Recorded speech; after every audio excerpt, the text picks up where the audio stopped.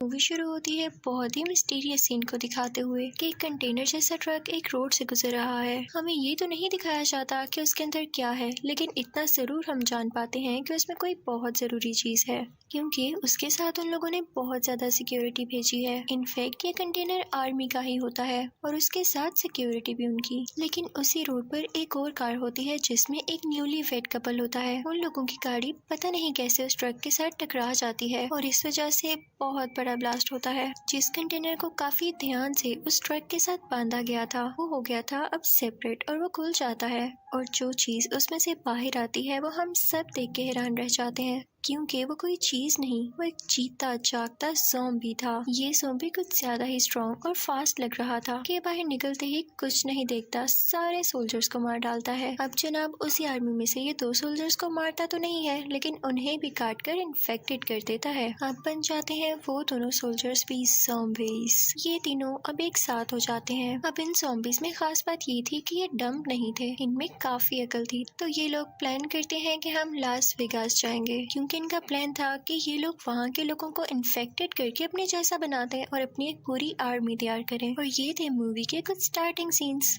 अब actual story तो यहाँ से स्टार्ट होती है। लास वेगास के सोल्जर्स के जो हेड थे उनका नाम था स्कॉट। अब जब ज़ॉम्बीज ने इनकी कंट्री पर अटैक कर दिया तो ये लोग बहुत कोशिश कर रहे थे ज़ॉम्बीज को हराने की। ये उनको मार भी रहे थे और अपने पूरे ग्रुप को ऑर्डर दे रहे थे कि इनको हराना चाहिए, वरना ये ज़ॉम्बीज तो इतने फास्ट हैं कि हम सबको बहुत जल्द मार देंगे। लेकिन इस दौरान उन बेचारे का एक फैमिली मेंबर भी खो जाता है। ये ज़ॉम्बीज इतने ज्यादा फास्ट और खतरनाक थे कि कोई भी इनसे बच नहीं पा रहा था। पूरा का पूरा शहर इनकी लपेट में आ चुका था। गवर्नमेंट बहुत कुछ करती है लेकिन इनको रोक नहीं पाती, तो वो एक ऑर्डर देती है कि पूरी सिटी में लॉकडाउन लगा दिया जाए, जो आजकल हमारे साथ चल रहा है, ताकि वायरस हमें छू न सके। इसी तरह उधर भी लॉकडाउन इसीलिए लगाया गया ताकि ज़ॉम्बीज किसी को कोई नुकसान न पहुंचा सकें और इनका इंटरेक्शन ही ना हो किसी इंसान से। सारे सिटी का सिस्टम बदल चुका था, लोगों की जॉब्स जा चुकी थी, ज़ॉम्बीज ने काफी तबाही भी मचा रखी थी। और दूसरी तरफ हम ये भी देखते हैं कि स्कॉट जो पहले आर्मी में हुआ करते थे अब किसी रेस्टोरेंट में होते हैं। एक दिन उनके रेस्टोरेंट में एक रिच गैंगस्टर आता है। वो आकर स्कॉट से बातें करने लगता है कि तुम तो जानते हो गवर्नमेंट ने पहले ही हर जगह लॉकडाउन लगा रखा है और जहाँ पर वो ज़ॉम्बीज को कंट्रोल नहीं कर पा रही वो उन जगह को ब्लास्ट कर देगी। और उन्होंने कहा है कि जिन जिनकी बिलोंगिंग्स और जरूरी चीजें हैं वहाँ पर वो किसी तरह उनको पहुँचा दी जाएंगी। लेकिन तुमने मेरा नाम तो सुना होगा, मैं एक बहुत बड़ा कैसीनो चलाता हूँ और उसमें मेरे $200 मिलियन हैं। अब हम सब जानते हैं कि कैसीनो में इतने ज्यादा पैसे रखना या इतनी ज्यादा डीलिंग्स करना तो गलत बात है ना। तो वो गैंगस्टर गवर्नमेंट से इस चीज की हेल्प नहीं ले सकता था, इसलिए वो तरीके ढूंढ रहा था कि वो किसी से कहकर अपने पैसे सेव कर ले ताकि वो उन ब्लास्ट में जाया ना हो जाए। तो वो स्कॉट को ऑफर करता है कि अगर तुम मेरे लिए मेरे ही कैसीनो से वो पैसे वापस ले आओ तो मैं तुम्हें भी $50 मिलियन दूंगा।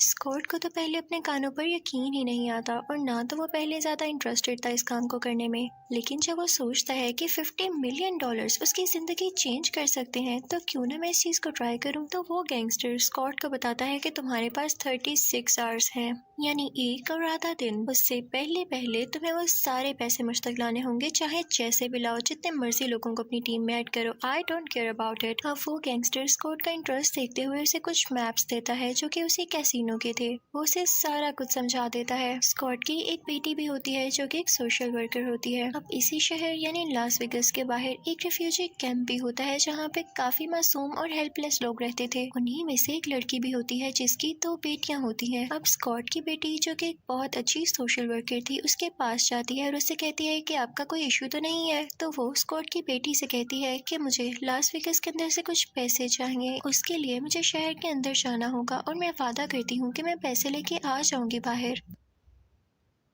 तो स्कॉट की बेटी कहती है कि नहीं, आप शहर में नहीं जा सकती, लॉकडाउन लगा हुआ है और आप जानती हैं ना कि शहर के हालात कितने बुरे हैं। तो वो लड़की कहती है कि अगर मुझे ये पैसे मिल गए तो मुझे यहाँ रहने की यानी रिफ्यूजी कैंप में भी रहने की जरूरत नहीं पड़ेगी, मैं वापस चली जाऊंगी। तो स्कॉट की बेटी कहती है कि आप थोड़ा सा वेट करें, सब ठीक हो जाएगा। हम देखते हैं कि स्कॉट की बेटी काफी सैड रहती थी और याद है मूवी के स्टार्ट में मैंने आपको बताया कि स्कॉट ने अपना एक फैमिली मेंबर खो दिया था और वो थी उसकी वाइफ।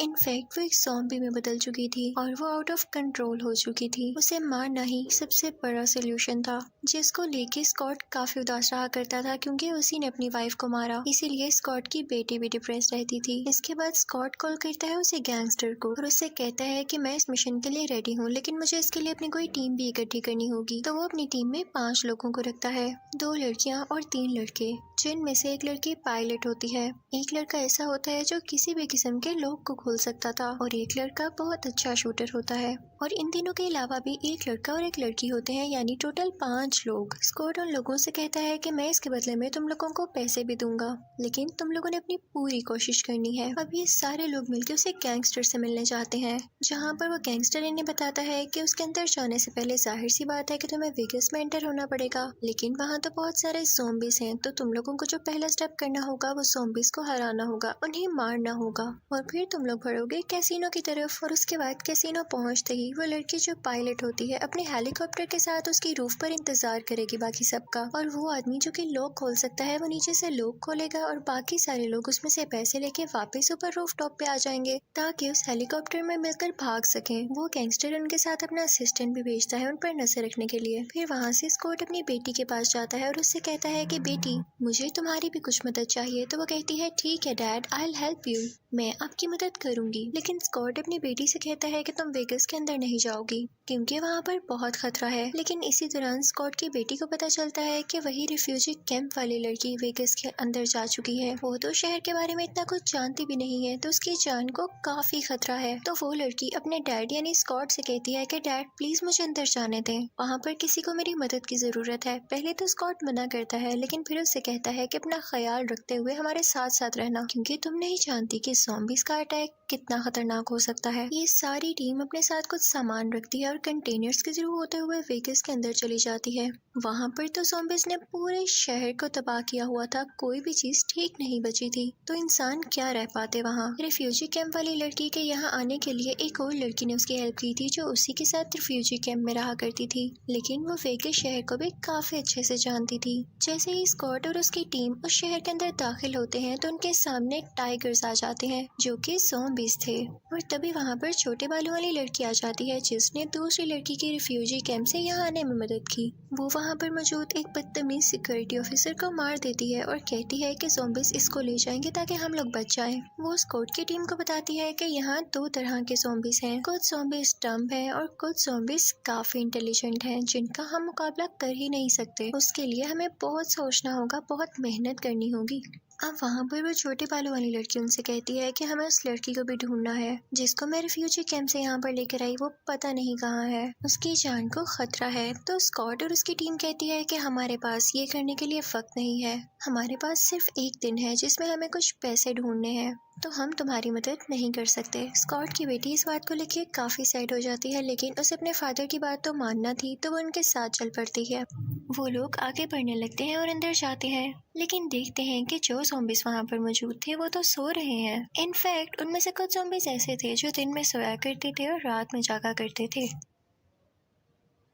वो लोग आहिस्ता आहिस्ता करके वहाँ से गुजरने लगते हैं, लेकिन एक लड़की से कुछ शोर हो जाता है और वो ज़ॉम्बीज उठ जाते हैं। वो सारे ज़ॉम्बीज उस लड़की को पकड़ लेते हैं। वो लड़की उनसे बहुत लड़ती है, लेकिन वो ज़ॉम्बीज इतने स्ट्रॉन्ग थे कि वो अकेली उनको कैसे हरा पाती। तो वो समझ जाती है कि अब उसका बचना पॉसिबल नहीं है। वो अपने बाकी टीम मेंबर से कहती है कि तुम लोग चले जाओ, तुम लोग चाहो तो मुझे भी शूट कर दो क्योंकि अब मैं बच नहीं सकती और ये ज़ॉम्बीज मुझे भी इन्फेक्ट कर देंगे। तो उसके साथी को काफी दुखी होकर उसे शूट करना पड़ता है और इसके साथ साथ वो शूटर बाकी ज़ॉम्बीज को भी शूट कर देता है, जिससे फिलहाल तो उनका रास्ता क्लियर हो जाता है। उसके बाद हम देखते हैं कि वो सब लोग कैसीनो पहुंच जाते हैं। स्कॉट और उसकी बेटी पूरी लाइट्स ऑन कर